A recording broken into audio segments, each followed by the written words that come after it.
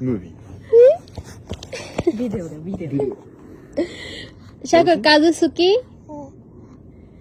Yeah. Kiro yoru iteta.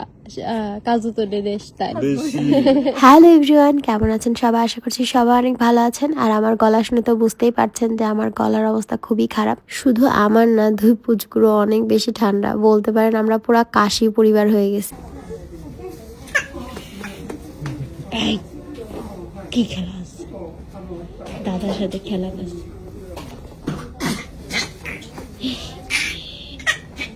আর এখানে ওষুধের পাওয়ার খুবই কম, যার কারণে ওষুধ শেষ হয়ে গেলেও ঠান্ডা কাশি সেভাবে ঠিক হয় না। আর এদিকে দেখেন ডাক্তারের কাছে এসে দুই ভাই কি শুরু করছে, কতবার বলছে চুপ কর, কে শোনে কার কথা। ছোটটা একটু বেশি চিল্লাই। জাপানের বাচ্চারা ট্রেন দেখতে খুব পছন্দ করে, আর জাপানের অধিকাংশ জায়গায় রাস্তার উপরে ট্রেন লাইন আছে। অনেক সময় দেখা যায় একটা ট্রেন আসতে না আসতে আরেকটা ট্রেনের সিগন্যাল দিয়ে দেয়। ওই সময়গুলোতে প্রচুর বিরক্তি লাগতো। আর এখন যখন সাত্বিক বাবু ট্রেন দেখতে পছন্দ করে, তখন আমি নিজে মনে মনে অপেক্ষা করি কেন সিগন্যাল পড়ছে না। খেয়াল করে দেখবেন, বাচ্চা কাচ্চা হওয়ার আগে যে জিনিসটা আপনার খারাপ লাগতো কিংবা বিরক্তি লাগতো, বাচ্চা কাচ্চা হওয়ার পরে সেই জিনিসটা আপনার সবচেয়ে পছন্দের হবে। বাড়িতে মাছ মাংস যেটাই আসুক না কেন, আপনাদের ভাইয়াই কাটাকুটি করে, তো তার আজকে শখ হয়েছে বটি দিয়ে মাছ কাটবে। কিছুদিন ধরে সাত্বিক বাবু আবদার করছে যে তার আর তার ভাইয়ের একটা আলাদা খেলার ঘর থাকবে, যেখানে তাদের সমস্ত খেলনাগুলো একসাথে থাকবে, মানে চোখের সামনে থাকবে। এটা আসলে তাদের দুই ভাইয়েরই ঘর, কিন্তু আমি এত তাড়াতাড়ি ওদের ঘরটা গোছায় দিতে চাইনি, কারণ আমাদের লিভিং তো নিচে, তো সবসময় নিচেই থাকা হয়। ওকে একা উপরে রাখবো, সিঁড়ি দিয়ে কখন কি দুর্ঘটনা ঘটে যায়, এই সব মিলায় আর কি। ওদের ঘরের জন্য আমার দুইটা জিনিস দরকার ছিল, একটা ছোট টেবিল আর একটা বইয়ের তাক। আমার বাড়ির পাশে ইকিয়া ছিল, তাই ভাবলাম যে একটু দেখে আসি, যদি পছন্দ হয় তাহলে একবারে কিনে নিয়ে আসবো। তো দেখতে দেখতে এই টেবিলটা পছন্দ হলো। এদিকে আপনাদের ভাইয়া বলল যে চলো আরো টেবিল আছে, ওইগুলোও দেখি, এটাই নিতে হবে, এর তো কোনো মানে নেই। তো যেতে যেতে এই রুমটার দিকে চোখ পড়লো। এগুলো আসলে ডিসপ্লে করে দেওয়া আছে যে আপনি মন চাইলে এই জিনিসগুলো কিনে এইভাবে সাজাতে পারবেন। তুমি বলো কোনটা? যেমন বলা তেমন কাজ। উপরে এসে দেখি আরও অনেক টাইপের টেবিল আছে। এবার তো আমি কনফিউজড হয়ে গেলাম। তো আমি এইদিকে দেখছিলাম যে ওদের খেলনা রাখার কিছু পাওয়া যায় কিনা, আবার বুক সেলফ টাইপের কিছু পাওয়া যায় কিনা। তো এটা পছন্দ হয়েছে যে ছোটোখাটোর মধ্যে, কিন্তু ওর বাবার ঠিক পছন্দ হয়নি। আর আমি এই যে এই টেবিল টাইপের চাচ্ছিলাম, যে যাতে ওরা ওখানে বসতেও পারে আবার খেলনাও রাখতে পারে। জানেন, আগে হুটহাট করে অনেক কিছু কিনতাম, কিন্তু এখন কিছু কেনার আগে অনেকবার ভেবে চিনতে তারপরে জিনিস কিনি। কারণ এই এক গাদি টাকা দিয়ে জিনিস কিনবো, তারপর ফেলানোর সময় আরো এক গাদি টাকা দিয়ে জিনিসটাকে ফেলাতে হবে। এদিকে আমি অনেক কনফিউজ ছিলাম। কোনটা নেব বুঝে পাচ্ছি না তো। এইটা নেব না। কোনটা? কেন, কি হয়েছে এটা? তুমি দুই ছেলে তো খুব শান্ত। এই যে শেষা খাবো, হাত দিয়ে আমি দিয়েছিলাম, হাত দিয়ে আমি চাপ দিয়ে দেখি বেতা পাস কিনা।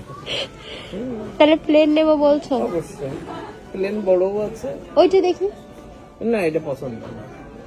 কিন্তু এর ভেতরে রং পেন্সিল টেন্সিল খাতা টাতা বই তো রাখতে পারবে। এটা পছন্দ।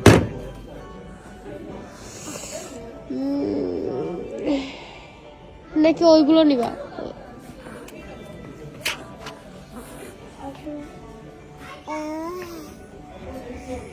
কি হয়েছে গলুর? এটা নিতে চাও? এটা নিতে পারো, প্লাস্টিক টাইপের।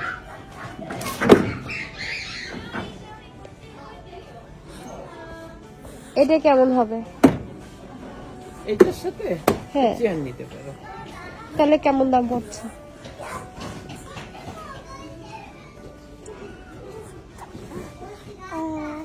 $8,000 পড়বে। ওইটাই বেটার হবে না?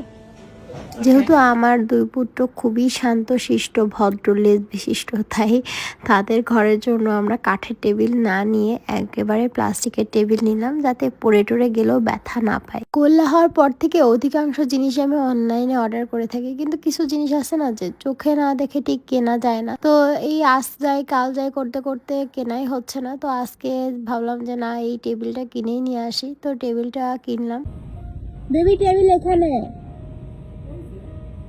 আরে এগুলো কি জানে?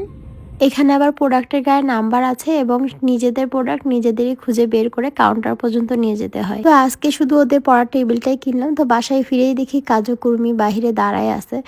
তো সাত্বিক তো ওদের দেখে মহা খুশি, যদিও আমাদের পাশাপাশি ঘর, কিন্তু খুব একটা দেখা সাক্ষাৎ হয় না, কারণ এখন ঠান্ডা পড়ে গেছে। আমি ওদের নিয়ে খুব একটা বাহিরে খেলতে বের হই না, আর ওদেরও কাজ থেকে ফিরতে অনেক দেরি হয়ে যায়, যার কারণে খুব একটা দেখা সাক্ষাৎ হয় না। আর বাড়ি ফিরেই তো দুই বাব্বাটা লেগে গেছে তাদের টেবিল চেয়ার বানাতে। তো ছোটটা আবার কেন কোলে থাকবে, সে তো বাড়ির মহা পণ্ডিত মানুষ, সে যদি কোলে থাকে তাহলে কি আর হবে? তাই সেও তাদেরকে হেল্প করছে। টেবিল বানানো শেষ হতে না হতেই শুরু। সাথী কি করছো?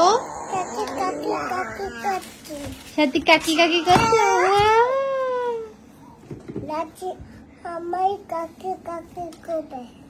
করো। এদিকে বাড়ির পণ্ডিত বলে কথা, টেবিল চেয়ারে না বসলে কি হয়, দাদা যা করবে তাই তার করা লাগবে। তার নিজের খেলনা দিয়ে সে এক ফোঁটা খেলে না, দাদা যা যা নেবে, দাদা কলম নিলে তাকেও কলম নিতে হবে। আর আজকে তো তার দাদাকে টেবিল থেকে উঠানোই যাবে না। তো যাই হোক, ভালো থাকবেন, দেখা হবে নেক্সট ব্লগে। আর অবশ্যই আপনাদের ব্যক্তিগত মতামত জানাতে ভুলবেন না। আমি সবসময়ই চেষ্টা করি আপনাদের মন্তব্যটাকে পজিটিভলি নেওয়ার। তো ভালো থাকবেন, টাটা।